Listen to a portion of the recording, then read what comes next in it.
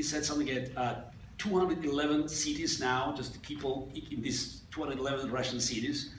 They already expressed their desire to join these rallies against corruption, but of course it's against Vladimir Putin. Now, the reason I mention that is because that somehow answers this question that I've been asked all the time. So Vladimir Putin is so popular. How do you know? You know, here in this country, you can measure the popularity of a politician by looking at opinion polls. Maybe it's, you know, it could fluctuate plus minus 3-4 percentage points, but it cannot be. You cannot mix 80% and 30%. Now, in Putin's Russia, first of all, you have to recognize that people who are being asked anonymously, what do you think of Vladimir Putin? They feel uncomfortable. Uncomfortable. Very uncomfortable, yeah. Because many of them were either born in the Soviet Union or definitely have vivid memories about Soviet Union, and asking their opinion about the KGB dictator, either by phone or on the street, yeah, puts them in some kind of, you know, it's in a jeopardy. When they say, oh, 80% of Russian people are being asked about Putin support him, my question is, I want to look at the remaining 20%.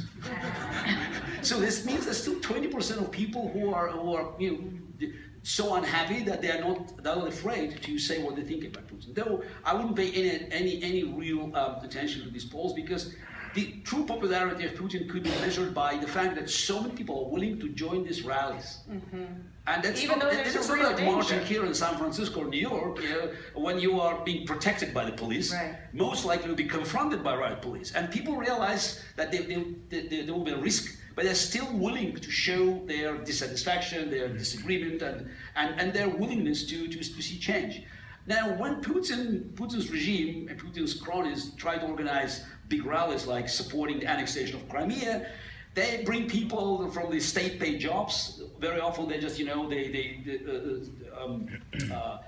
give money, and many times was recorded, because they couldn't have enough enthusiasm, real enthusiasm, so they had to pay for that. Mm-hmm. So it tells you that even if 80–90% of people are not willing to take action, the actual level of support for Putin, enthusiastic support, it's quite thin. So what led you, though, to your decision to leave the country? What were the factors that led up to that? I got an invitation also to visit the Russian analog of FBI. Invitation. It's an invitation to be.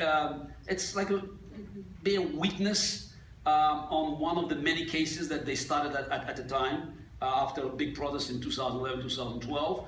There was a crackdown, and many of my colleagues, they were already arrested or being investigated.